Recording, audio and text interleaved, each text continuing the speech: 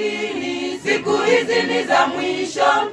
Tusitumie mvinyo uwa uasherati. Joka amekasirika juu ya mwanamke, ambalo ndilo kanisa la Mungu lilosalia.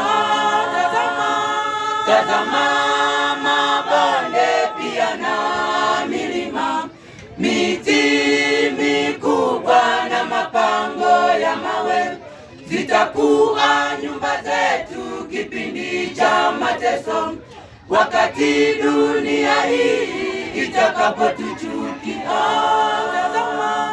Tazama mabonde pia na milima, miti mikubwa na mapango ya mawe, zitakuwa nyumba zetu kipindi cha mateso, wakati dunia hii itakapotuchukia.